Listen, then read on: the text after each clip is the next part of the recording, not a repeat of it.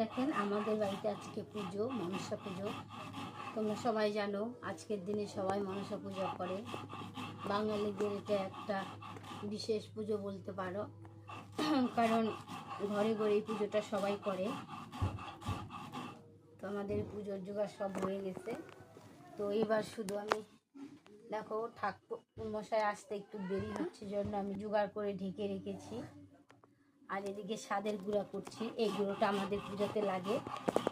চাল আর তিল দিয়ে ভেজে একসাথে ভেজে নিয়েছি, নিয়ে এটা ছাতু করে